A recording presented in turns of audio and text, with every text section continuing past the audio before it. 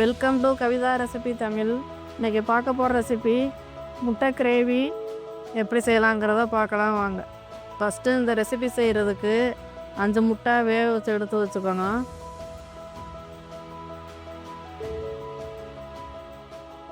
ஒரு 5 முட்டை நல்லா கழுவிட்டு இந்த பாத்திரத்தில் சேர்த்து தண்ணி மூழ்கிற அளவுக்கு சேர்த்துக்கோங்க. இந்த மாதிரி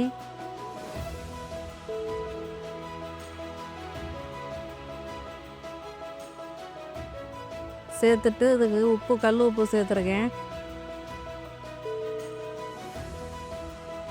சேர்த்து ஒரு 5 நிமிஷம் 7 நிமிஷம் இது நல்லா வேக வச்சு உரிச்சு எடுத்துக்கலாம். 6-7 நிமிஷம் ஆன உடனே நீங்கள் முட்டையில் இருக்க தண்ணியை மாற்றிட்டு இந்த முட்டையில் பச்சை தண்ணி சேர்த்து இந்த ஓடெல்லாம் நல்லா உடச்சி எடுத்துக்கோங்க.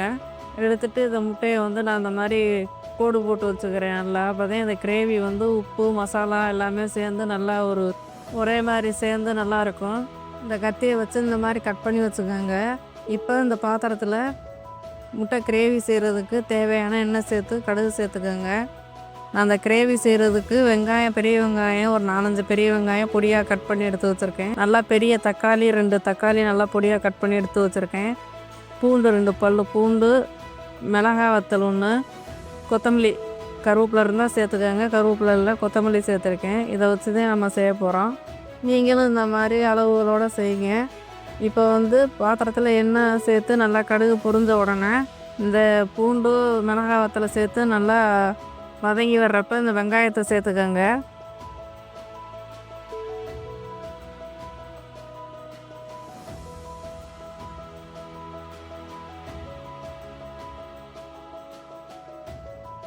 வெங்காயம் நல்லா வதங்கி வர்றதுக்கு நம்ம முன்னாடியே கல் உப்பு சேர்த்துக்கணும். இல்லைன்னா தூள் உப்பு இருந்தால் கூட நீங்கள் சேர்த்துக்கோங்க.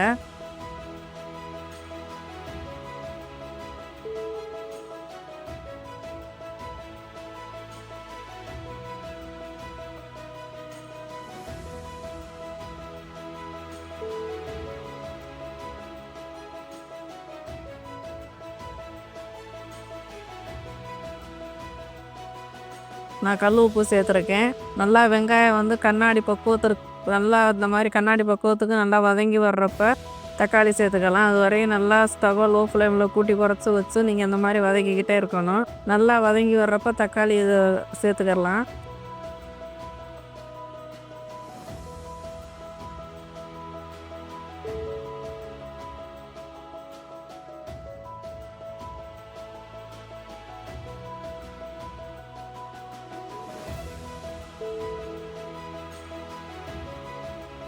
சேர்த்து நல்லா அதையும் நல்லா தக்காளி நல்லா மசிஞ்சு நல்லா வரணும். அப்போ தான் கிரேவி உங்களுக்கு நல்லா கிடைக்கும். இப்போ தக்காளி நல்லா அந்த அளவுக்கு மசிஞ்சு வந்துடுச்சு. இப்போ பொடி சேர்த்துக்கலாம். ஒரு 2 ஸ்பூன் குழம்பு மிளகாத்தூள் குழம்பு பொடி சேர்த்துருக்கேன்.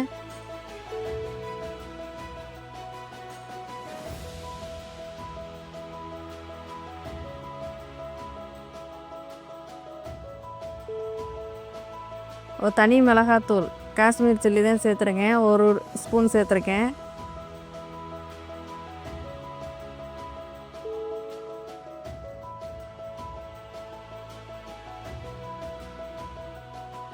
சீரகத்தூள் 1 ஸ்பூன். இதையெல்லாம் மிக்ஸ் பண்ணிக்கோங்க. இந்த மாதிரி நல்லா மிக்ஸ் பண்ணிவிட்டு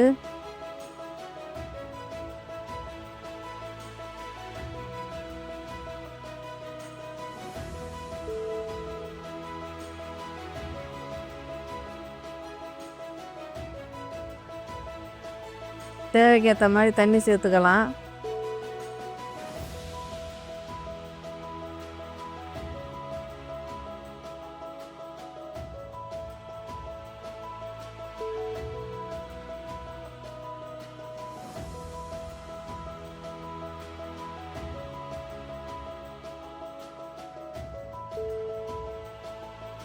இந்த மாதிரி தண்ணி சேர்த்துக்கோங்க. தண்ணி நல்லா கொதி வர்றதோண்டையும் மூடி போட்டு வச்சுக்குவோம். போடுறதுக்கு முன்னாடி கொத்தமல்லி கருவேப்பிலை இருந்தால் இதுவில் தூவிக்கலாம். நான் கொத்தமல்லி அந்த மாதிரி தூவிக்கிறேன். இப்போ ஒரு கொதி வரட்டும்.